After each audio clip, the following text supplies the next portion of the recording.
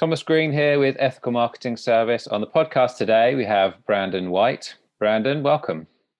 Hey, thanks a lot, Thomas. It's afternoon there in the UK, isn't it? Yeah, getting towards the end of the working day now. Right on. Well, I'm just trying to. Thanks for having me. It's my pleasure. Would you like to take a moment and tell the audience a little bit about yourself and what you do? Yeah, sure. I think the best way to describe me is I'm just an entrepreneur. I say just, right? You and I both know how hard that is. But I started my career in 1996. I'm not counting the lemonade stand because I think most people do that. So I'm moving forward to when I was in my early 20s, but started my first company, which became the largest social networking and e-commerce site on the internet. And through a interesting journey of bootstrapping, raising money, and then buying it back from the investors after the internet crash, which some listeners may or may not remember happened in 2001. I ran it as a really good cash flow business and then eventually sold it to a media company. And from there, I had an interesting journey. I was an early person. What I really did is when I bought the company back, I automated most of it and I was running it as a side hustle, quite candidly. I had a plan at the end to sell it, which took me about on a 5-year plan to do that. And I went back towards the end full time. But in between there, I was an original early guy, say at America Online. I was a venture capitalist working for 2 venture firms, investing mainly in the internet, security, and enterprise software. And then I started several other companies, not all that went well. But I've had 2 exits so far. Currently, I'm an angel investor. I live in Half Moon Bay, California, which is on the peninsula that I think Silicon Valley has expanded. The proper Silicon Valley used to be San Jose, but with companies moving all along the San Francisco Peninsula, I think anything on the peninsula is called Silicon Valley. So we get to look at the ocean while still having the advantage of being in this tech mecca. I do angel investing. I have a newsletter that a print newsletter, if you can believe that goes out once a month called Build a Business Success Secrets that is only available in print. You can't get anything, but it's designed for entrepreneurs who want to get the most out of their time, talent, and ideas. And I actually have a few other companies. I'm working on a SaaS company, that software as a service company that helps you find files you have on your computer or drives but can't find. I think most of us have had that problem. I got tired of wasting time, and me and another founder did that. And then I have a security company that does cyber and actual physical security for companies looking to fortify whatever they have, whether that's a corporation or a plant or a school. So that's what we've been doing. And I ride bikes a lot and hang out with my wife. So you got a lot going on. There's one thing at which I immediately wanted to pick up on, and that was, am I right in saying that you said that you sold the same company twice? Well, what I did was, so I've sold 2 companies, and I effectively, on the first one, let's call it, I think there's this new thing called like restart or something, like re-entrepreneur. I don't know. But I had started this company and then I bought it back from the investors, actually myself. So I bought the company that I really bought the assets, Thomas, candidly. But and then I restarted it and then eventually sold it to a large media company in Canada. That seemed like a very savvy move. Is that an appropriate description of it? Well, in hindsight, Thomas, it is savvy because it got me my house that I'm talking to you from Half Moon Bay, paid off a lot of debt and a lot of other things. Some people called me dumb at the time. Some called me stubborn, crazy, and a bunch of other things. But candidly, I really, for whatever reason, believed that the internet was not going to go away. And in 2001, there was, believe it or not, and you probably remember, there were a lot of questions whether this internet thing was actually going to be feasible. And feasible meaning not that the internet was going to go away, but could you really build a business online?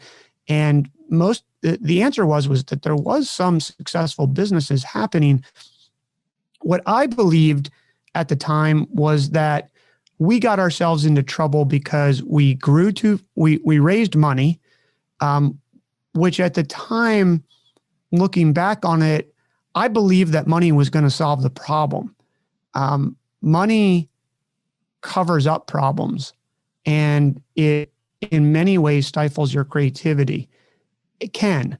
I'm not saying that there's time in a company's life cycle when you absolutely need capital and you need to pour gas on the fire, because then that point is when you're going to scale.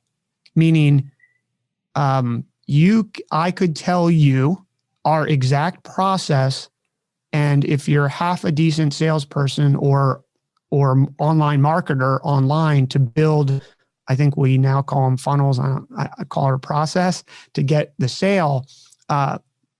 Until you figure that out, it's not time to raise money. And a lot of companies raise money too early before they figure that out. And I think in our case, we probably raised money a little bit too early, but didn't have the choice if we were going to go down that route because of the way the internet.com craze at that time from 98 really up until the crash of 2001 was just wildfire. And I realized that this could be a profitable business. The online world could be a profitable business with the business model. I find it very ironic, Thomas. I don't know about you, but everybody's like, oh, you need membership and you need all these things. Well, we were doing membership. We had 3 revenue streams. We were doing membership with a forum, believe it or not. We had a third from membership, a third from advertising, and a third from e-commerce. And at the time, not everybody believed that was possible. And what I thought was, one, I think I was candidly, Thomas, angry. I was angry that the market crashed.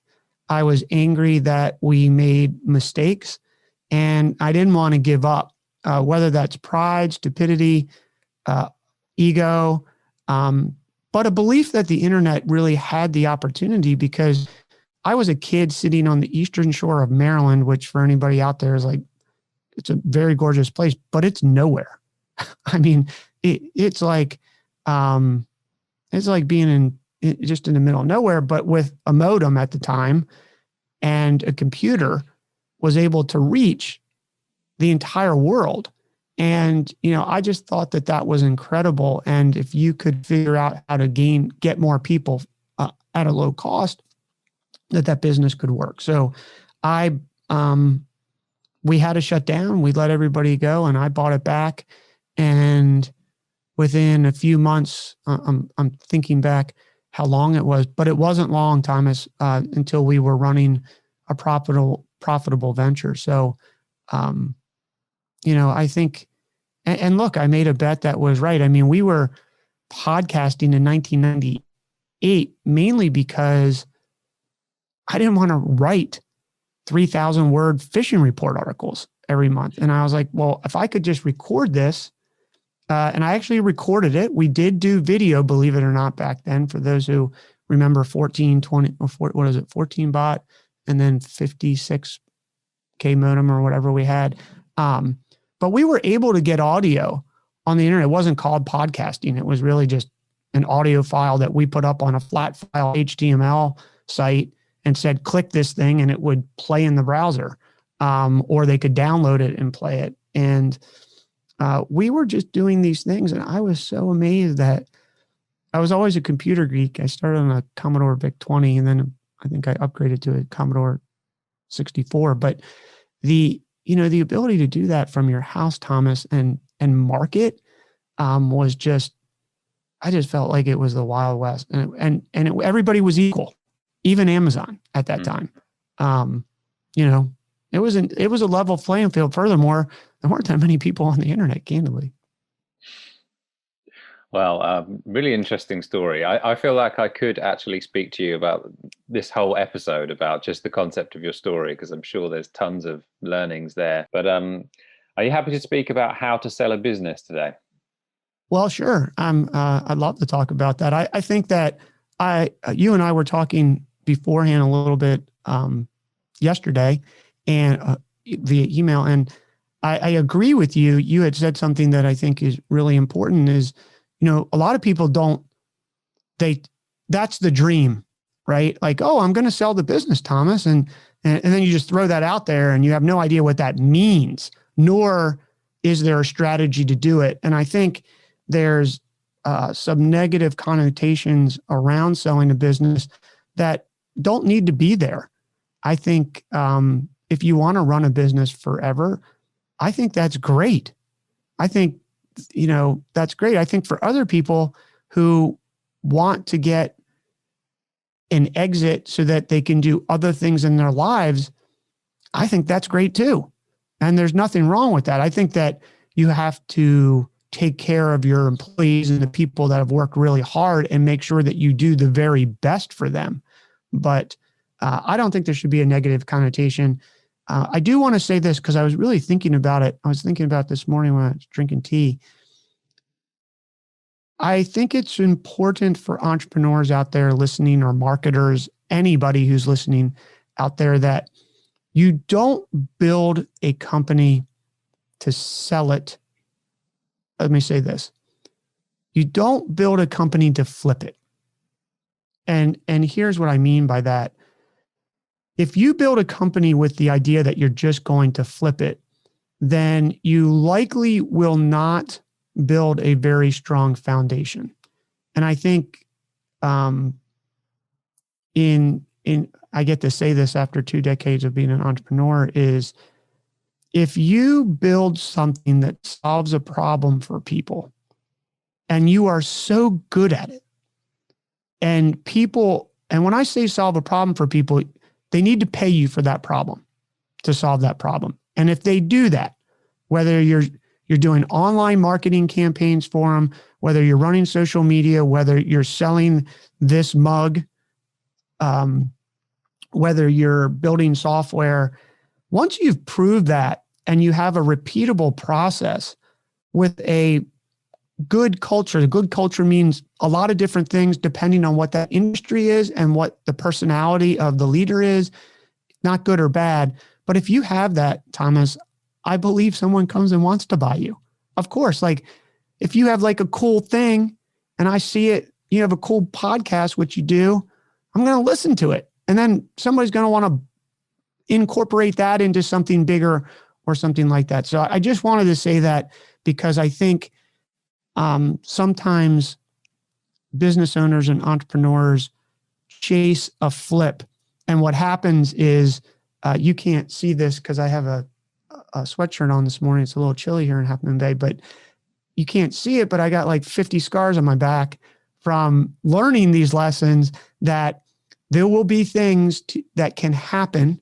One of my board members of Worldwide Angler, which is the fishing company, which later became Tidal Fish, said to me, he was an original guy from America Online. He was like a really earlier than I was. He did a company called Vertical Scope, which was, I think Microsoft invested $100 million in, and they went public. Really successful guy. And he said to me, Brandon, it wasn't, you have a good idea. It was one of the things that led me, one of multiple things that led me to buy the company back. But he said, you have a great idea. Like this model works. It just, the market crashed, of which you have no control.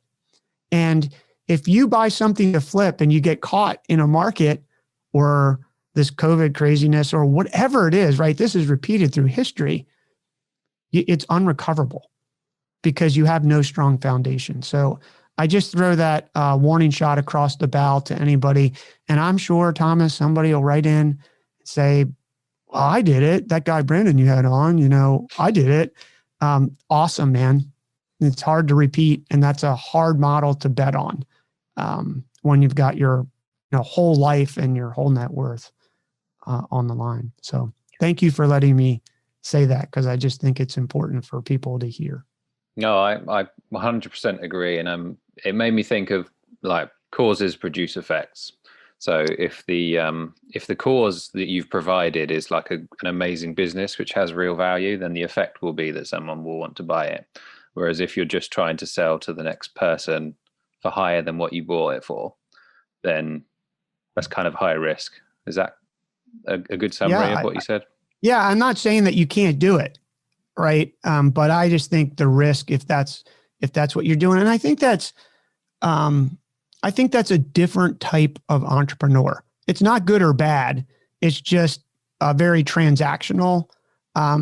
I tend to be I am an entrepreneur who wants to solve problems for people.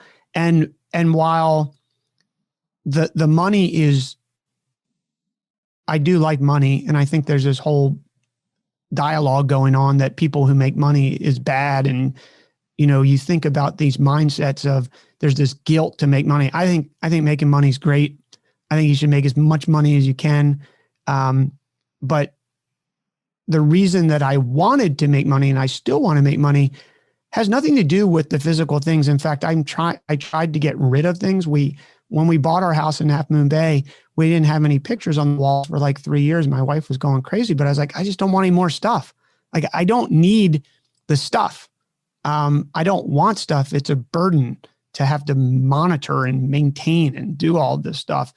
What I really wanted the money for, and still do to this day, is to buy my time and, own my own time and decide what I want to do with that time, because I have the means. The money is just a means to do that. But I think the transactional part, you can make a lot of money, but it doesn't bring me, at least, the satisfaction of having someone write and say, "Oh my God, Brandon, you've changed my life. Your newsletter that I get every month gives me these ideas and it inspires me, and here's what it led me to build." That's really what I get a lot of satisfaction from. Now, if they pay me for that because they solve some problem for them, then that's awesome, because we can't do it for free. But I just think that it's just really high risk. And like I said, it's I think more entrepreneurs tend to be creators, if that's the right word, for people who, really want to solve problems for people. It somewhat covers what my opening would be regarding the process of selling a company, and that is preparation to sell. So I'm sure there's tons of things which you would need to do in order to prepare before I'm just going to go out and sell my business now. And part of that is what you already alluded to. But what would be your best advice around the best prep someone can do before even going through the process of selling their business?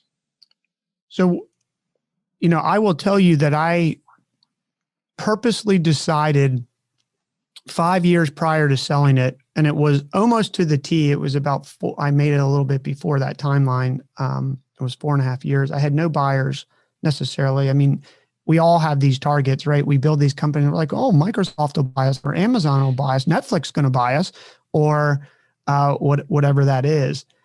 But I built a business plan, a very purposeful business plan to get my business in order.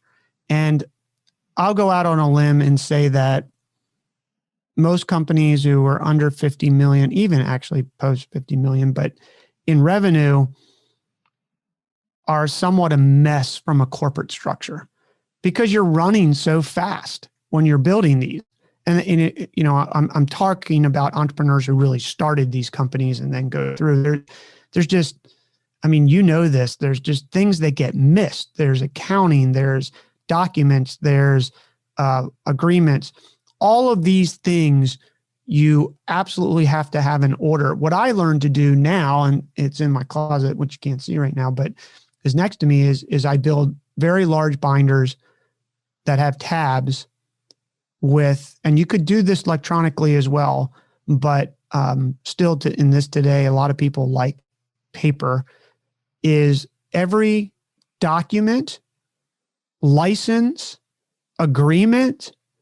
If you build software and you've used snippets of code in your open source, you need to have all the licenses documented.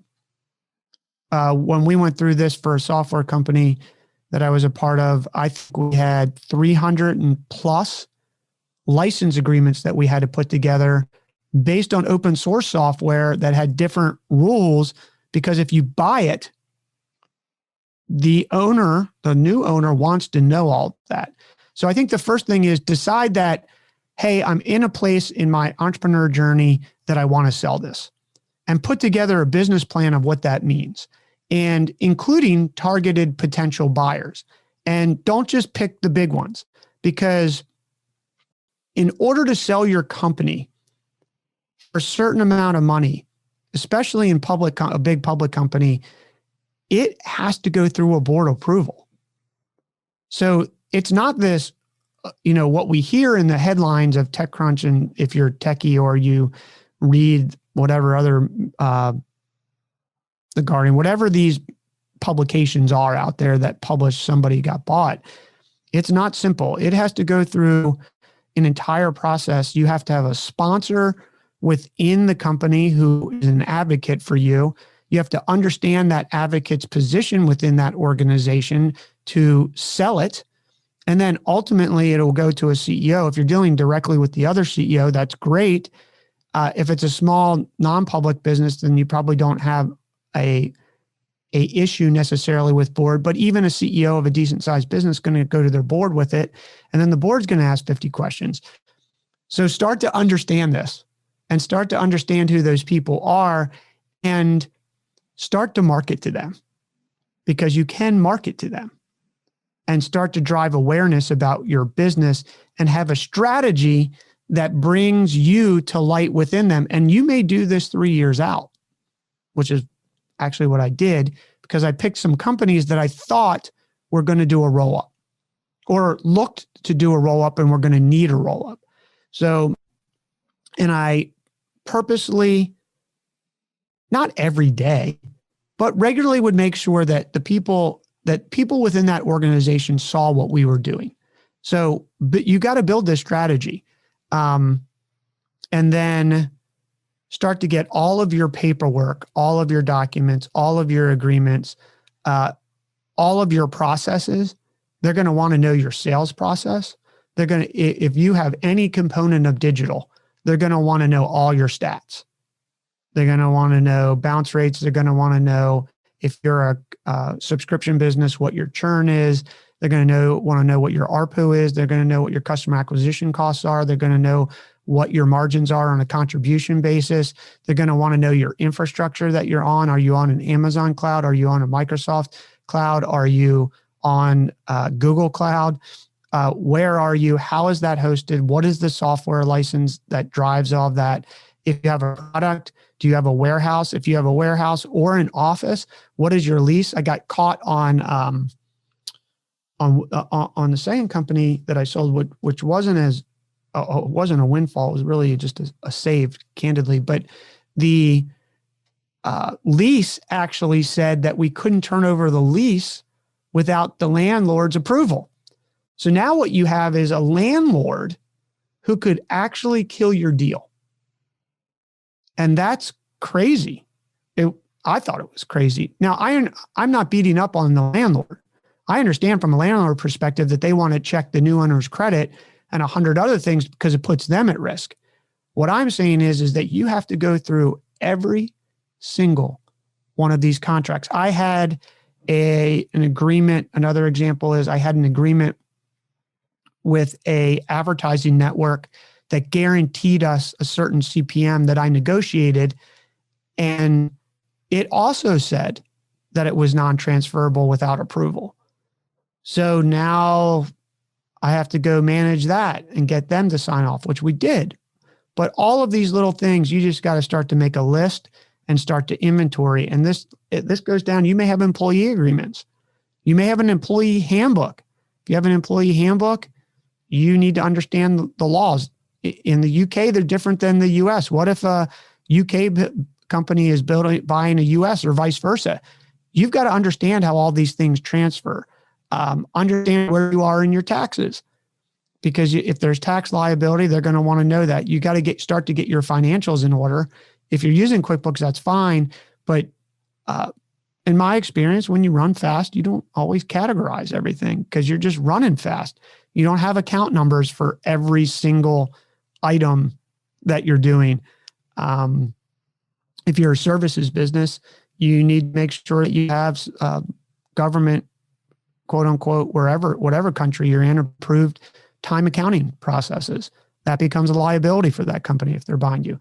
In my case, it was all online and really dealt around all the contracts that we had with advertisers, software, all of our tax. Oh, you're going to have all your tax returns, all of them, every single tax return. So when you start prepping, this is the stuff you want to have together. And here's why.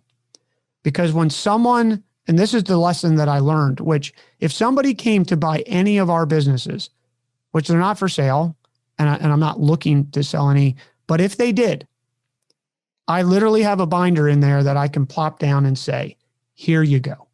And you want to have that because speed and momentum in these deals when you are selling a company matter.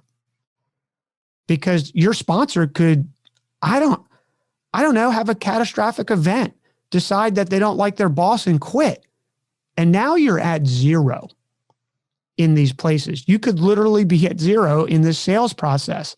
And when you have velocity in a deal, you want to, you don't want to say, oh, well, thank you, Thomas. Really, thank you. I know you're interested. Hey, could you give me 8 weeks to get this together?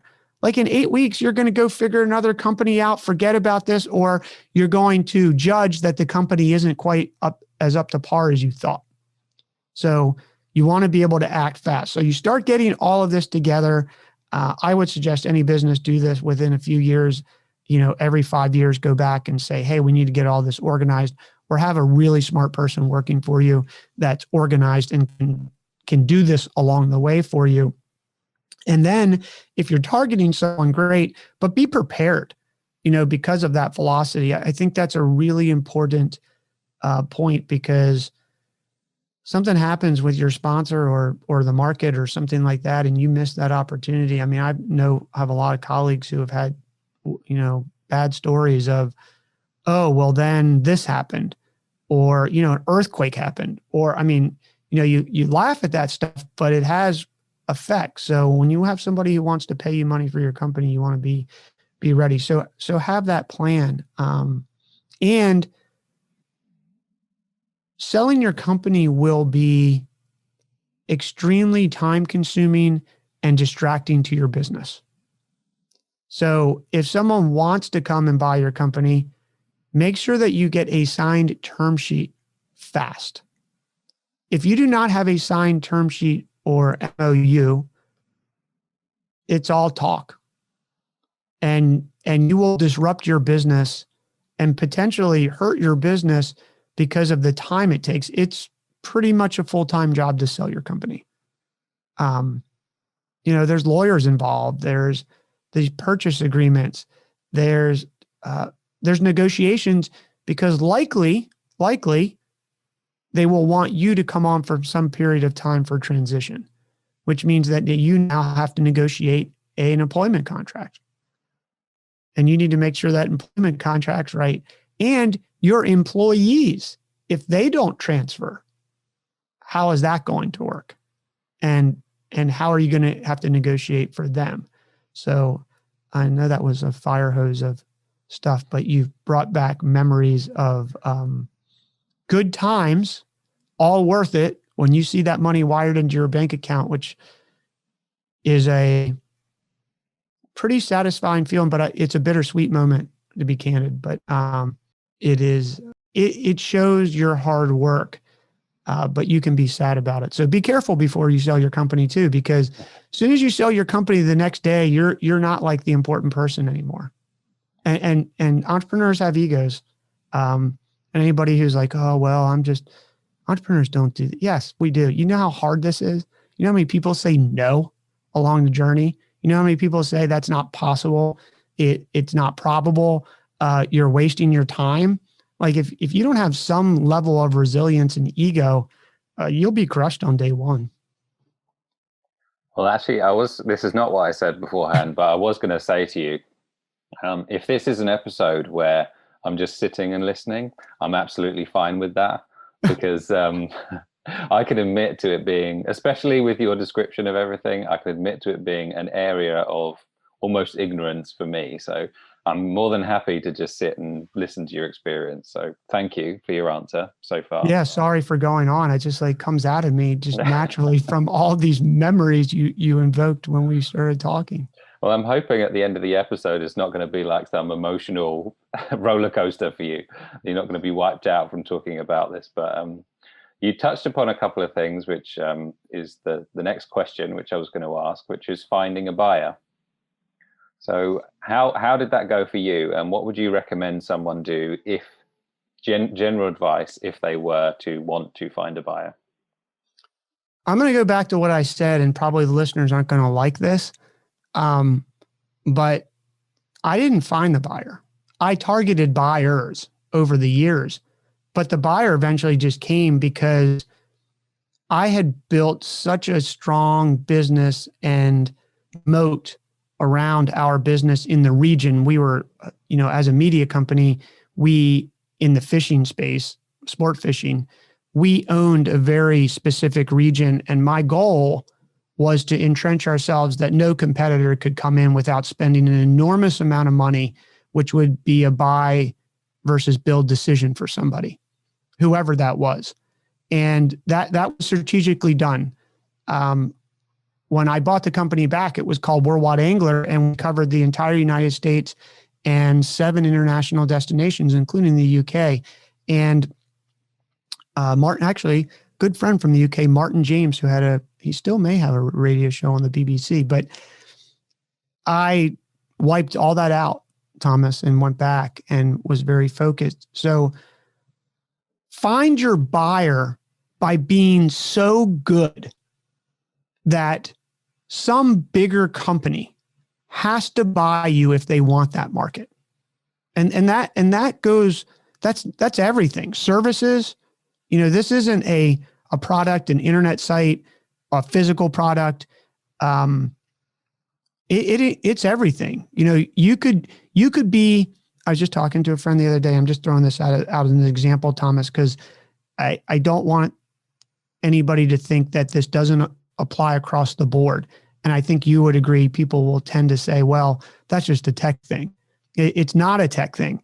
My good friend's wife is a vet. And if you build the best vet practice, someone will want to buy it. In fact, that's what happens all the time. And so just be so good at what you do and take all of your energy to do that. And I would suggest a buyer will come to you, which they did for me. Having said that, if you want to target buyers, then I would say that you should just pick up first of all, be so good that you have a defensible thing. 2, understand the person you're going to cause business extremely well, meaning that you could get on the phone and say, hey, I understand that you're doing this, or it looks like your strategy is doing this. And just pick up the phone and call the CEO. And I know that sounds crazy, but that's who you ultimately want to talk to anyway. Now, if it's a big public company, then find someone who's, pretty senior or vet them to do that.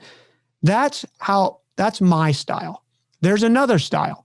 I worked for a venture capital firm that had an investment bank that sold one of the top investment banks for small to medium size, mid-tier enterprise software companies and sold them. So you can get an investment banker or a business broker.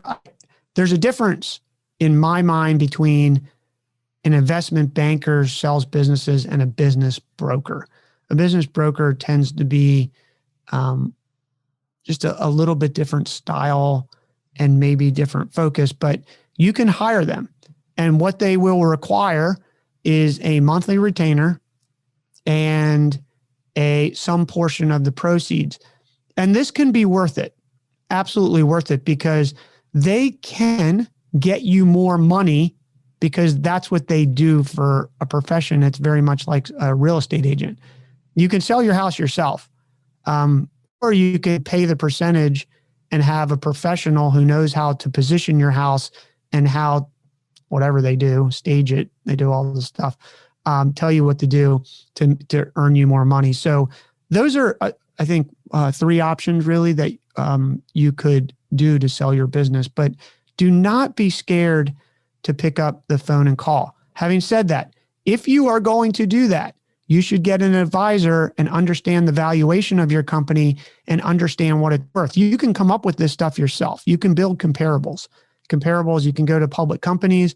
I use Yahoo Finance.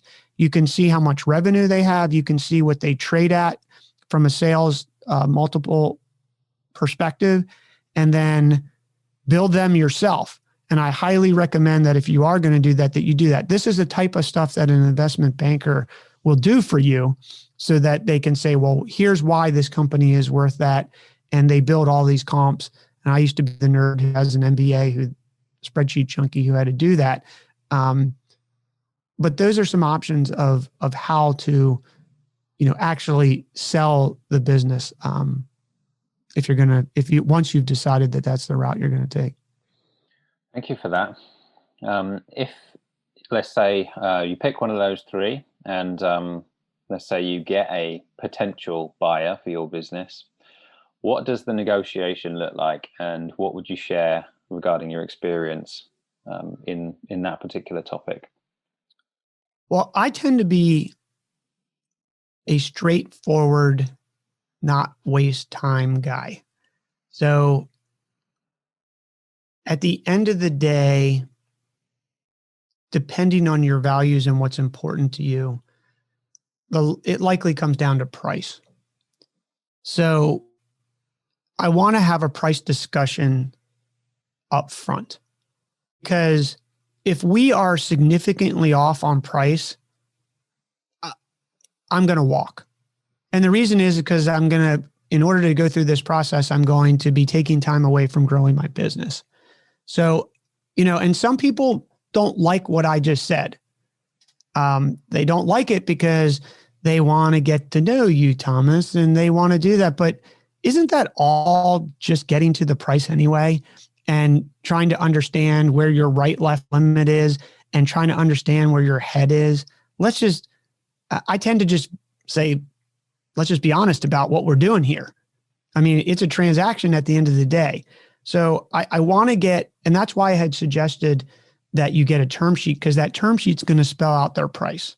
Now, they're going to say 10 things to you. Well, we really need this to come up with a price, and this, that, and the other. Well, I'm not sure about that because if you know my revenue, you know my profitability, you probably know where I sit in the market, or this company, whoever's doing it, sits in the market. There's comparables out there that we know what the price range is. So are you going to be at the bottom of that price range, or are you going to be at the top of that price range, or in the middle? And are you okay with that? So be prepared for that. Also be prepared for this. People who, this is blinding flash of the obvious, but worth saying, because I think some entrepreneurs don't realize what happened because they see the pot, what they believe is a pot of gold at the end of the rainbow. Is you get these inbound calls that say, hey, Thomas, I'm interested in your business. And what they're really interested in is finding out about your business because you're a potential competitor, and they want all your metrics. And then they say, oh man, sorry. So I'm going to get to that really quickly. And I'm going to, and getting to that quickly is knowing the questions. Who are you? Where do you sit in the organization? And what is your process to get our company acquired by you? Show me every step and tell me all the important people that are involved in your process that we need to convince. And then you'll know if they're serious. Because if they can't answer that question, they're just doing whatever. They may be doing it just to get a good checkbox on their quarterly review to say that they reached out to X amount of companies. VCs do this all the time. VC associates, that's what they get measured on. How many people I know that. I sat there.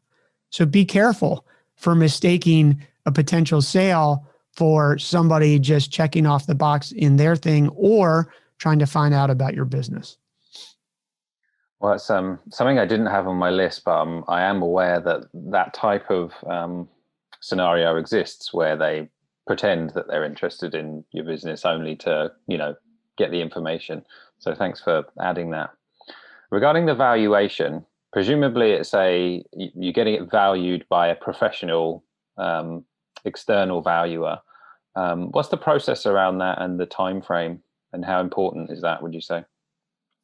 I think it's important to do, and actually in the United States, at least, it might be true in the UK, from an SEC perspective, Securities Exchange Commission and comparable in the UK.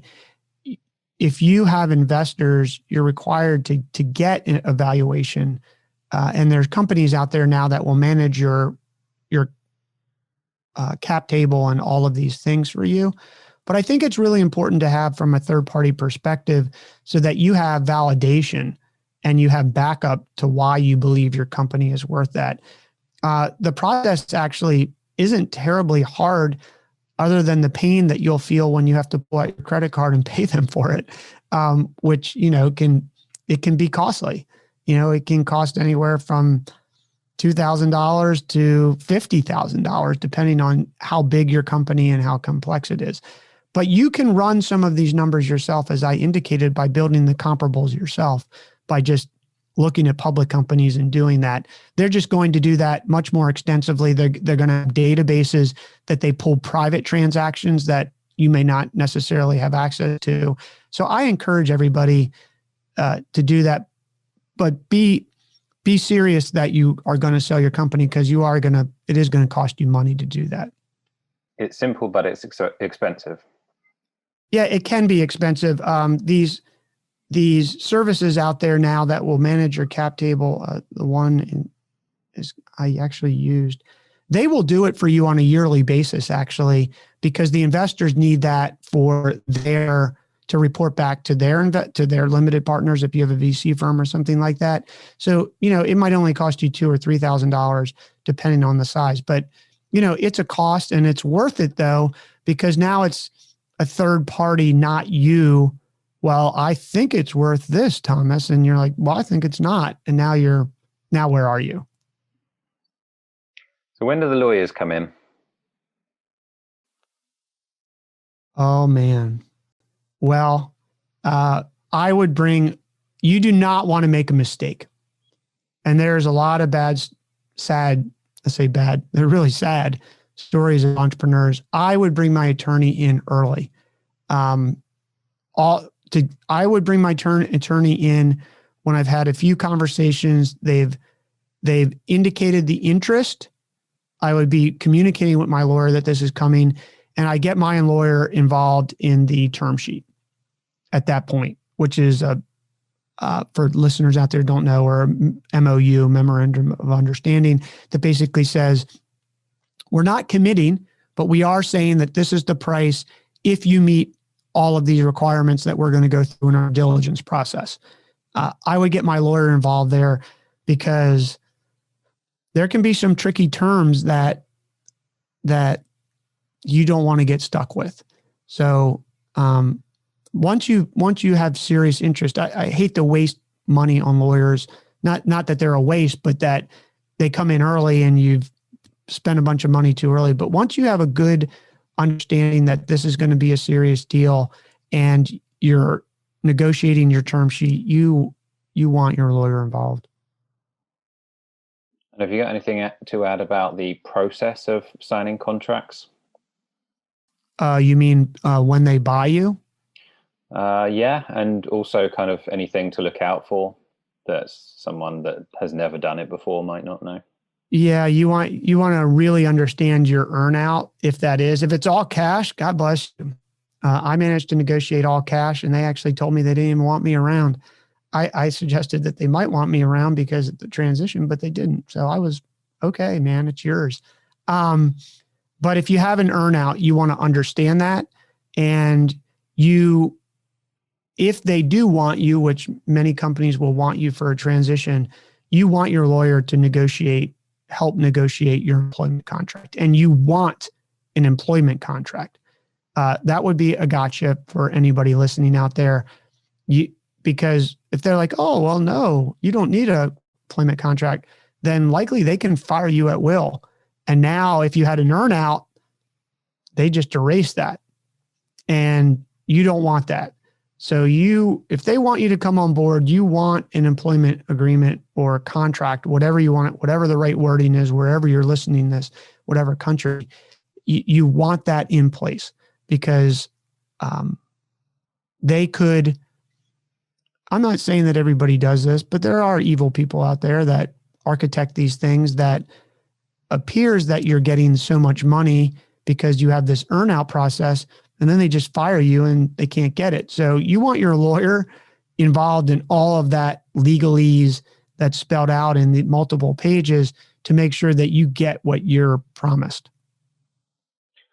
This next one might be, I don't know whether it really addresses your expertise, because I think there's lots of things that I could talk to you about. It's a simple one, is what I'm trying to say. But the bank account side of things, how do you go from, having almost full control of your business bank account to essentially giving it to someone else? What does that look like? Well, that process is actually really simple from a transaction standpoint. It's simply some paperwork that says that so-and-so bought your business, and they are now entitled to be the signature person and the whoever is entitled to make changes to this account and effectively own it. Emotionally, well, that's a different discussion. This is actually my last question. So we got spoilers there a little bit regarding how did it feel emotionally. Have you got anything before we move to that question on the actual funds transfer? How long did it take you to get to your money? When did it happen? How did it feel? So I put, it took an instant to happen via a wire. But what I did, and what I would suggest, I paid for an escrow service, because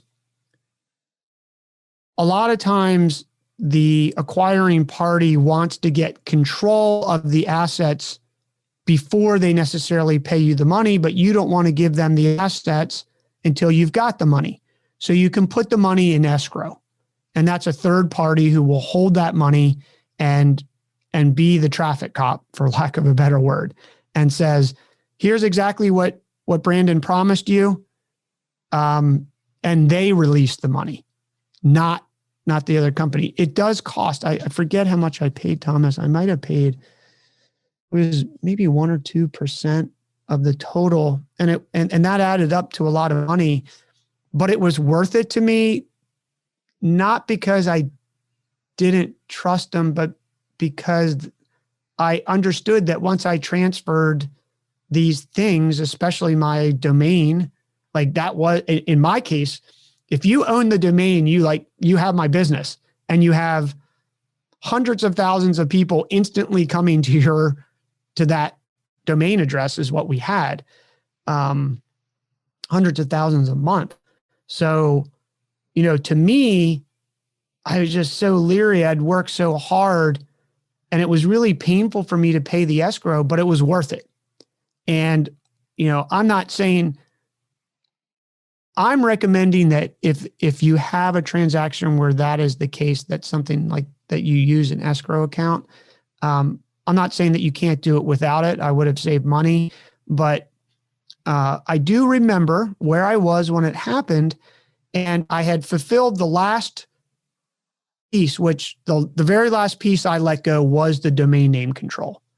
Like, I didn't even care about the bank account, Thomas. Like, I'll go get more, if I had the domain, I could make more money. That was simple. But once you had that, so it was the last thing. I let it go that morning, and they're like, okay, the money's coming. And I said, so it's a wire, and it was a wire, which is generally pretty instant. You can get it done the same day. They were prepared for it. And I kept hitting enter, return on my keyboard. And I was like, it's not there. And I was like, it's coming. I said, well, you're not getting off the phone until I see this in my bank account, because I literally just gave control to that company and you released it. I want to see that money. And I kept hitting return. And I remember I don't want to say it was a small panic, but there was a lot of anxiety around that. So if you have that, expect it. Some people may go into it calm, and that's fine. But for me, I had worked so hard. And as an entrepreneur, to have a moment where you get an exit, which is like this badge of honor, so to speak, in many ways, and not externally for me, but if you think about my journey here, it was, it was vindication. Like, I told you so. I bought that thing back. People said that it wasn't going to work. I should just move on or do whatever. And, that transaction changed my entire life forever. I mean, I was in student debt. I don't want to suggest that my wife and I weren't suffering. We weren't suffering. We lived in a little small house in Maryland, and we loved our life, and it was great. But we did have aspirations, and my dream was always to move to California. And, that's a Northern California in Silicon Valley. And that's a really hard dream because houses here are really expensive, ridiculously expensive, quite candidly. But, my dream was to live on the water and be near the ocean and to be in Silicon Valley. And that was going to take a minimum of 7 figures just to buy your house, much less anything else. So for me, it was, it was a moment of victory. Well, congratulations then. Well, thanks. It was anticlimactic though, because then you're sad the next day.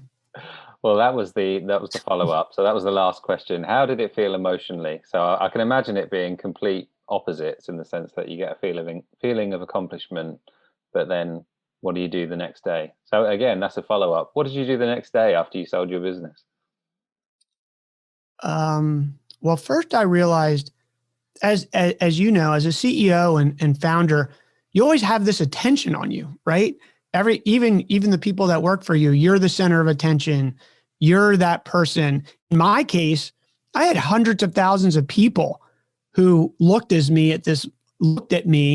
as this really cool fisherman who started this, effectively a blog in the beginning, that turned into a social network and e-commerce site. And the next day you're like, 1 minute you can reach hundreds of thousands of people with a push of a button, and they'll open your email or open your post. And you don't necessarily lose that, but the shine certainly comes off of it and you're not that person. But candidly, the next day I was already looking for a house. We sold the company on Wednesday and I bought this house on Friday. No wasting any time.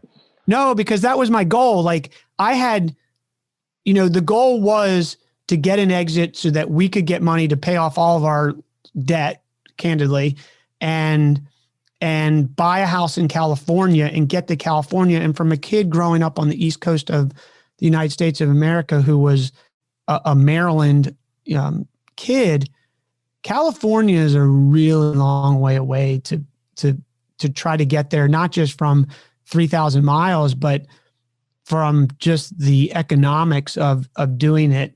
So I wasted no time. We bought the house. My wife didn't even see the house. When she drove here she's originally from California, from the Southern California, but when she drove here, when we drove across the country and she pulled into this driveway, she had never seen the house. But she always said that, after you've been together with someone for 24 years, she's like, you're way more picky than I am. So I knew it was going to be fine. She knew, yeah. Is there anything that you think I should have asked you about the process of selling your business? I don't think so, Thomas. I think you've covered. I mean, you and I we could dive down into all the nitty gritty paperwork and things like that. I think we covered most of it. I think I would just end with saying, make sure that you get an attorney to help you, and not any attorney, like an attorney who specializes. Don't feel like you have to use your same attorney that you've used along the way. And I think that's a really important point to make, because you'll feel that you need to use that same attorney. What you need is an expert who represents a seller in a company transaction. That's what you need. You don't need a general corporate attorney. Your general corporate attorney will want to do this job for you because it will mean a payday for them, but they are not the right person in general. I'm sure there's attorneys who'll be like, I can do it, Brandon. Okay. But that's like saying, do you want your dentist to perform heart surgery because they have been to medical school? Or do you want the knee surgeon who fixes your ACL to replace a valve in your heart? No. Like, yes, they're both doctors, and they both probably generally know a lot of common foundation stuff about cells and how the body works, but they have expertise. And, go to a specialist when that happens. I just end on that because there's a lot of sad stories, like I said, and I wouldn't want any entrepreneur to wind up in a bad situation. Well, thank you so much for all the value. I've loved this episode, so I really appreciate all the information. Brandon White, where is the best place for people to find you? The best place is my website. You just go to Brandon, BRANDONC, as in Charlie, white.com, brandoncwhite.com. And I'm going to put together a cheat sheet for your listeners, if that's okay. They can go to brandoncwhite.com/Thomas Green, all lowercase, and we'll put together a due diligence checklist that they can use to start to prepare, if that's okay. Sounds brilliant. Thank you very much again. I've really enjoyed it. Yeah, thank you so much, Thomas. This has been awesome.